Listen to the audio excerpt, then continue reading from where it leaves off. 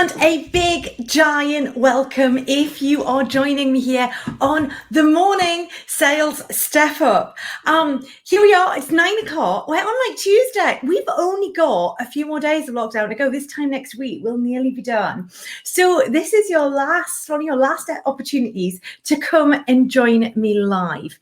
So here we are. If you are joining me live, please say hello, give me a wave, drop me a comment, because it's when you drop me a comment that I can see that you are joining me. So a big welcome if you've not been with me before. Every morning at 9 o'clock through lockdown, I have been doing some hints, tips, and sales inspiration to get your sales day started. So let's start to talk about how it's going to happen today, because today I am talking about the Columbo sell. Oh yeah, Columbo selling is a really interesting idea, and it probably all comes from a very misspent youth, because who didn't go to university and watch Columbo selling on daytime TV? Come on, tell me in the comments, did you watch it or did you not? Let me know, okay? Because I did, and it was, definitely a pivotal moment in my life. Some people coming on board there, and we've got Nick, we've got Sam. Who else have we got coming on there? I'm trying to go between my phone and LinkedIn on the screen. It's always a difficult one. Let's have a look. Yeah, so we've got loads of people coming on there, which is fantastic. So do come and say hello. That's lovely to see you with me today. Are you ready to get into it then? As always, I have my faithful co-host here, which is Pirate Pete. He's going to keep us to a tight 10 minutes because we've only got 10 minutes to start our day. Here we go. So off we go. What can Columbo tell us about sales? Right. Well, as I say, I used to love Columbo. And if you've not watched it before, you should totally go back and pick it up. It was this really, really cool, like late 70s, early 80s, like detective type thing. It's quite grungy, actually. If you actually see Peter Falk, who played Columbo, he was always a bit grungy looking. So what on earth am I doing talking about that around sales? Well, I'm talking about it around the sales side of things because actually I think there's heaps we can learn from it. I think one of the first things is that throughout the whole episode, it's always the case that Columbo builds a really great relationship with the killer. He's super friendly. He's always turning up at unexpected moments. He remembers things about that individual, and he uses that to start new conversations whenever he's revisiting and to remind people that actually they do know him, he does know them, so on and so forth. He's not just a lieutenant. He's not just a police officer. Actually, he quite often builds a personal relationship, and sometimes that means that he's invited places that he wouldn't normally be invited, especially in that situation. Think, well, why would you invite someone investigating a murder that you committed, hint, to like dinner or to a party or on one occasion even a wedding? I mean, why would you do that? And the answer to that is because actually he built a relationship. He built a real relationship where what was actually happening there was people getting to know him and they were getting to like him. And that's super helpful for us in sales because for all he was always professional, he always built that personal relationship. And I think that's the first thing that we can learn from Columbo.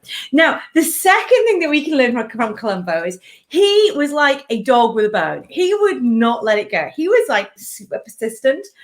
What do I mean by that? Well, he just kept going and going and going. He'd go back again and again and again. And sometimes he'd ask the same thing more than once. Sometimes he would turn up at the least expected times. But he was determined. He was going to solve that case. And he was going to keep talking to people until he did. And that's something in sales that sometimes the very best salespeople know. Being persistent can be really helpful. There's always these stats that are thrown around that most salespeople give up after 4 contacts and most sales are made after 8. I think this is a really good example, whatever you think of those stats, that the more communication you have, the more you interact with someone, the more likely you are to actually get some business out the other end. So that's tip number 2. All right, number 3. Now, this is the exciting thing, isn't it? Tip number 3 is all about the questions. And the questions were just amazing. The thing about the way that he asked questions was every question was really considered. There was a reason behind it. And then he used to sit back and listen. And questions are fundamental to us actually being successful in sales and actually knowing where we want those questions to take us. and what information we want to get out of them. Again, he would ask lots of different types of questions, open stuff, probing stuff, so on and so forth. He would really use his questions to drill down. And actually, I think it's one of those things that it is a great reminder about asking great questions, not just any questions, but great questions. How are you asking those questions? And of course, he was really famous for his catchphrase. Does anyone, give me a thumbs up if you can remember the catchphrase? Okay, because I see a thumbs up straight away. Give me a thumbs up. It's literally, Mark, you're of this era, I would hope. Do you and me, are we the only people actually, slightly at the point where we remember Columbo? I don't know. I remember Columbo anyway. So he was really famous for a very specific thing that he used to do, and a really specific catchphrase. And that is that as he used to walk out the door, then he used to stick his head back round the door, and he used to go, just one more thing. And he'd come out with like an absolutely killer question. And you'd be like, oh, that was a good question. That was such a great question. It's a brilliant reminder. What can you do to ask just one more question? If we were to all ask just one more question on every sales interaction today, where would that take us? How much more information would we get? How much more would we get out of that conversation? It was also quite often that question that the information behind it would quite often end up breaking the case. So it was always like a super significant as well. So I'm not saying that every time you have a sales call, you have to go at the end of it, oh, just one more thing. No, I'm not saying that. What I am saying is, what I think you should be thinking about is, come on then, what other question can I ask? What extra question can I add into my conversations? Morning, Mark. We've also got Tom there joining us as well. Lovely to see you. Great to see some people joining live. And if you are joining live, do say hello in the comments, because then I could say hello back, which I would love to do, and so would the lovely Pirate Pete. So we've talked all about that. And then there was something that happened in every single Columbo show. He'd sit down all like nice with like his friend, the killer, and then he would summarize the crime. And he would walk through what happened and how it happened and what the motivation was. Basically, everything he's discovered in his investigation. And usually the show ended with the killer being confronted in that way and going, oh, yeah, it was me what done it. Now, I'm not suggesting that we should consider our prospects as potential murderers. But what I am suggesting is it's a great reminder to summarize. Because, again, by the time we get to the end of the sales process, before we actually position our product or service, it's a great idea to summarize what we know and why that means our solution is the right solution for this moment in time. It's a lovely way of reminding people that you haven't just come up with that from nowhere. Actually, there's a lot of thought gone into it. All those questions you asked, all the things you listened to, all the little conversations you had that gave you these little insights into what was really important. They've all come into play when you've actually gone on to actually make your proposition. So that's another great thing we can learn from Columbo. And you don't have to do it while chewing a cigar, unless that's really a thing. But do remember, he always used to do it. He used to sit down, get comfy, and give himself the space and the time to do that effectively. Again, when you've got this stage in the sales process, you've worked so hard, like take the time and make sure you've got that time with your prospect to actually do it.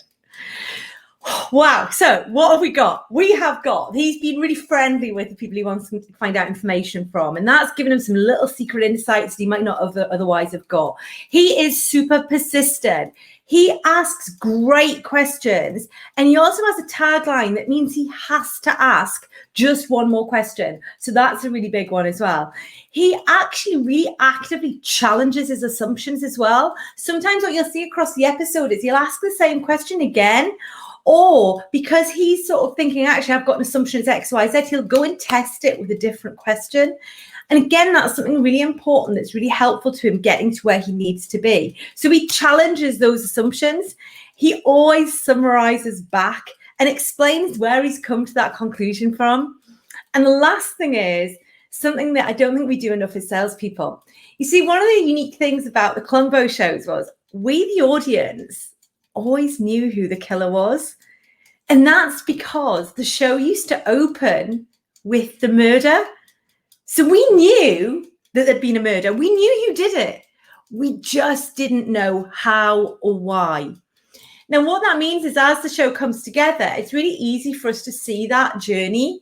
And actually, the interest is in the how and the why, and actually how Columbo gets to the conclusion that he does. Not least because quite often these murders are set up as like perfect murders. So like, oh, nearly murdered me jumping like that. So, you know, quite often these are set up as like perfect murders. So actually finding out how to get to the end of them is actually the joy of the show. Now, in sales, we don't know how something's going to end before we start, but we do know how it ends once we get that sale, or we have to cross that opportunity off our list as lost. And I think what we don't always go and do is actually reflect on the how and the why that we got to that result. I think this is one of the most valuable things that we can learn, because actually by reflecting on the journey, how we got here, all the way from the point where it was like, you know, a cold lead, maybe that you called for the first time, through them spending tens of thousands of pounds with you, that's going to give you some real insights. What questions to help you move that along? What was your summary like that really made that person engage? What was it about the relationship that you built that meant that they really wanted to work with you? So I would really recommend that we take it from Columbo. We don't know the beginning. We don't know the end at the beginning. But at the end, when we do know what that conclusion is, I do think we should reflect on the journey as to how we've got there and look at what we can do to replicate those successful journeys or tweak what wasn't quite maybe our best performance. That's all from me in Pirate Peter Day. That's been like crazy. It's been a blast in the past as well. I'd forgotten how much I liked Peter Falk before I started thinking about this again. He was an icon. Anyone else? It was obviously just me that liked Peter. So if you've enjoyed today, remember to come and join me tomorrow at 9 o'clock. We're doing something different. Tomorrow at 9 o'clock, we are actually doing a poll. So what that means is later today on my LinkedIn profile, I'm going to pop a poll up and you're going to get to vote on what you want to hear about tomorrow. So this is your chance to, get some feedback or to get some information or insight about something that you think would be helpful to you. So I'm going to pop that on my profile a little bit later today. So make sure that you turn up to vote. And if you'd like to make sure you receive the weekly digest so that you always have access to this information, then remember to hit the sign up button above and you'll get that email once a week. So it's not cluttering your inbox. It is instead a useful tool for you. So until tomorrow at 9, it's been great to see you. Thanks so much for joining me and have a fantastic day smashing those targets. See you soon.